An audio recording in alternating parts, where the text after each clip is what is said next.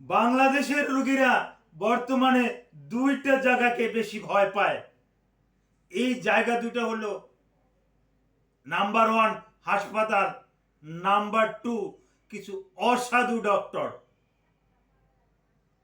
আমি ডাক্তার হয়েও কিছু অসাধু ডাক্তারের কার্যকলাপ সম্পর্কে বলবো। ভিডিওটা আপনারা না টেনে পুরো ভিডিওটা দেখবেন। যদি না বলি তাহলে অসাধু ডাক্তার যে কি রকমের কি করতে পারে এটা আপনারা বুঝতে পারবেন না। সব ডিপার্টমেন্টেই আছে, সরকারি চাকরি করে, বেসরকারি চাকরি করে, এরকমের অনেক ডিপার্টমেন্ট আছে। অসাধু কিছু লোক আছে, তাদের কারণে ভালো লোকগুলো ক্ষতিগ্রস্ত হচ্ছে। এই রাজনীতিতেও আপনারা দেখতেছেন উত্থান পতন আছে। এই রাজনীতির উত্থান পতনেও দেখা যাচ্ছে কিছু ভালো লোক আছে, কিছু খারাপ লোক আছে, এগুলো আমরা দেখতে পাই। আমি কারো নাম এখানে উল্লেখ করব না। আসসালামু আলাইকুম রহমতুল্লাহি ওয়া বারাকাতুহু। আমি ডাক্তার মীর শহীদুল ইসলাম। আমার চেম্বার শুভেচ্ছা 255, ঐতিহ্যবাহী শেখঘাট, সিলেট। জি গুগলে গিয়ে ডাক্তার মীর শহীদুল ইসলাম এ কথাটি লিখলে আমার ভিজিটিং কার্ড সহ আমার যাবতীয় তথ্যাদি পেয়ে যাবেন।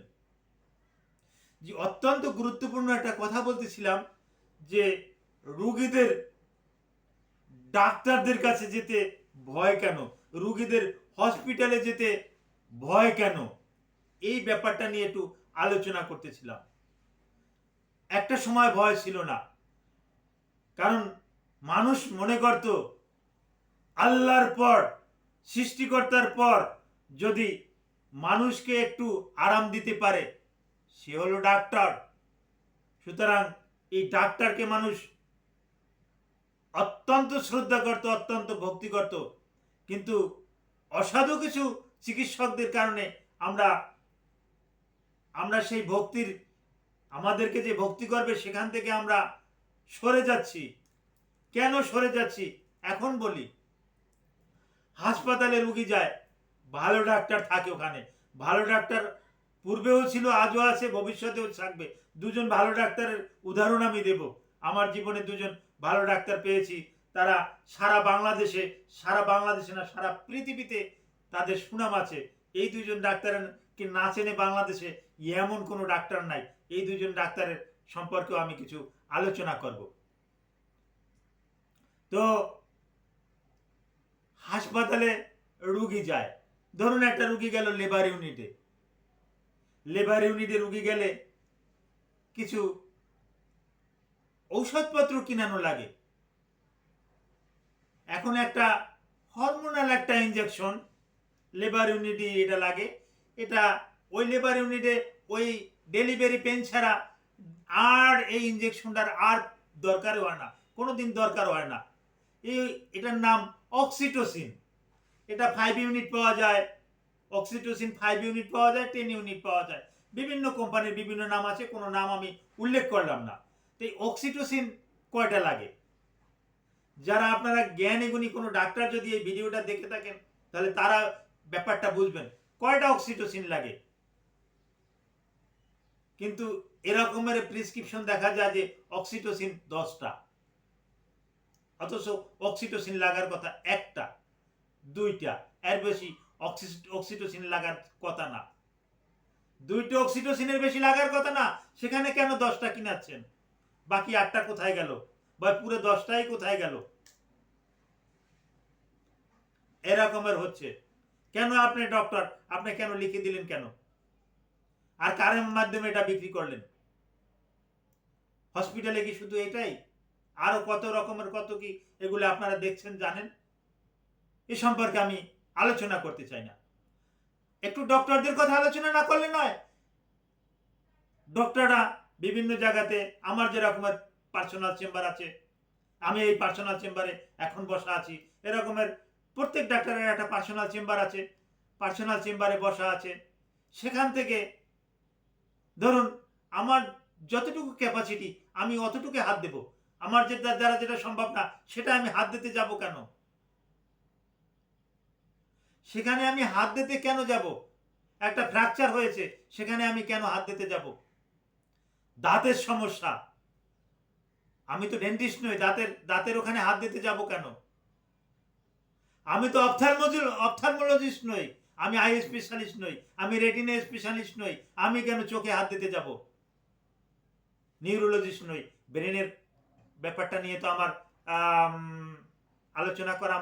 আলোচনা করতে পারি, কিন্তু এটা নিয়ে তো চিকিৎসা করা আমার ঠিক না। অনেকে এরকমের করে থাকে, এবং এখানে কিছু অসাধু কিছু চক্র আছে, তারা এর সাথে জড়িত। ধরুন, পেপার পত্রিকা খুললে পাই একজন ডেন্টিস্ট, ইউটিউবে পাই, ফেসবুকে পাই। এখন তো আমার এই ভিডিওটাও কত তাড়াতাড়ি আপডেট হয়ে যাবে জানেন? এটা কত লোকজনে দেখবে, এটা অনেক বন্ধু বান্ধবে এটা অলরেডি ফেসবুকে ছেড়ে দেবে, এটা অনলাইনে ছেড়ে দেবে, আমার ইউটিউব থেকে নিয়ে তাদের ফেসবুকের ওয়ালে রাখবে। অনেক লোকজন এটা দেখবে, দেখার পর তারাও তো মন্তব্য করবে আমার সম্পর্কে, এটাই তো স্বাভাবিক। তো একজন ডেন্টিস্ট, তার দাঁতের দেখার দরকার, তার আলট্রাসোনোগ্রাফি, হোল অ্যাবডোমেন, এটা দেওয়ার কি দরকার হয়? এটাই দরকার পড়ে? একজন অপথ্যালমোলজিস্ট, চক্ষু বিশেষজ্ঞ, চোখ দেখবে, তার কি দরকার আছে বিডিআরএল, টিপিএইচএ, এইচজিপিটি, এইচজিওটি এগুলো দেখার দরকার আছে? কোনো দরকার নাই।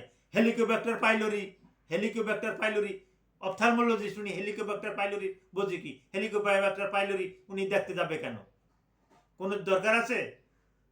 চোখের সমস্যা নিয়ে গেছে, এখন উনি দেখতেছে গ্যাস্ট্রিক আলসার কিনা, ডিউডেনাম আলসার কিনা, পেপটিক আলসার কিনা। এরকমের চলছে বাণিজ্য।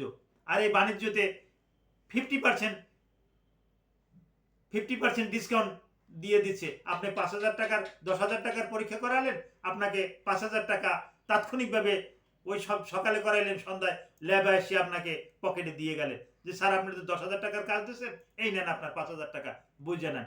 এইরকম হলে রুগীরা কেন ভয় করবে না? রুগীরাও তো মানুষ, রুগীরাও তো বুঝে। আপনি যে রকমের পড়াশোনা করছেন ডক্টর, আপনি যে রকমের পড়াশোনা করছেন, আমি যেরকম পড়াশোনা করছি, হ্যাঁ, অনুরূপ রুগীরাও তো পড়াশোনা করেছে। সবাই তো অদম না, তারাও তো কিছু বুঝে কি, সব কিছুই বুঝে। তারা ডাইরেক্ট বলে দেয় আমাকে স্কোয়ারের ওষুধ লিখে দেন, আমাকে ভ্যাকসিনকের ওষুধ লিখে দেন, এরকমের তারা কিন্তু বলে। দুঃখিত, কারেন্ট যাওয়ার পরিপ্রেক্ষিতে আমি এখন অন্ধকারে কথা বলতেছি। এরকমের অনেক ডক্টর আছে, তারা কিন্তু ভালো আছে। এরকম দুজন ভালো ডাক্তারের নাম বলে আমি শেষ করব। হ্যাঁ, ভালো দুজন ডাক্তারের নাম আমি বলছি। যেমন একজন ডাক্তারের নাম বলছি, ডাক্তার সাইদুর রহমান, উনি ডেপুটি হেলথ ডাইরেক্টর ছিলেন। হ্যাঁ, 2001 সালে তার সাথে আমি একত্রে চেম্বার করেছি। কিন্তু সে ওই শ্যামলী থেকে রিং রোডে আসবে, শ্যামলী থেকে আদাবরে আসবে, সে রিক্সায় চড়তো না, সে ওই ভ্যানে চড়তো। বলতাম স্যার আপনি ওই ভ্যানে চললেন কেন? ভ্যানে একটু আরাম লাগে। হ্যাঁ, শহীদ সাহেব, ভ্যানে বসলে একটু আসন করে বসা যায়, একটু লাগে। হ্যাঁ, অনুরূপ একজন ডাক্তারের নাম বলতেছি, ওই আল মাকরাজুল হাসপাতাল, ওটা এখন সিকেডি হাসপাতাল, ওইটার প্রতিষ্ঠাতা ডাক্তার কামরুজ্জামান, উনি প্রফেসর কামরুজ্জামান। হ্যাঁ, ওনাকে বলছিলাম যে ওনাকে আমি ভাই বলেই সম্বোধন করতাম শ্যামলীতে। বলছি কামরুল ভাই একটা চা খাই শ্যামলীতে। উনিও বলছে হ্যাঁ একটু চা খাবো। 2 টাকা খরচ হবে একটা চায়, না 2 টাকা খরচ করার দরকার না, উনি 1 টাকার চা খাবে। 1 টাকার চা খেলো উনি আমার সাথে। আমি বলছি ভাই বিল তো আমি দেবো। কয় না, তারপরেও অতিরিক্ত খরচ করার দরকার নাই, 1 টাকাই যথেষ্ট। আর এখন দেখেন উনি এশিয়া মহাদেশের ভিতরে শ্রেষ্ঠ ডক্টর। উনি কিন্তু এখন এশিয়া মহাদেশের ভিতরে 1,500-এর বেশি কিডনি ট্রান্সপ্লান্ট করেছে। এটা বাংলাদেশের আর কোথাও কিন্তু এর ধারে কাছেও নাই, এশিয়া মহাদেশেও এর ধারে কাছে নাই। এশিয়া মহাদেশে উনি সেঞ্চুরি করেছে অনেক আগে।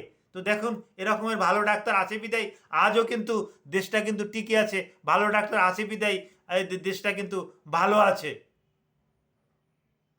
তো অনেক আলোচনা করলাম দর্শক শ্রোতা, আপনাদের বিভিন্ন রকমের আলোচনার প্রেক্ষাপটে যদি কোনো কিছু বলার ইচ্ছে থাকে আপনারা কিন্তু ভিডিওর কমেন্ট বক্সে অবশ্যই কমেন্ট করবেন। Thank you all.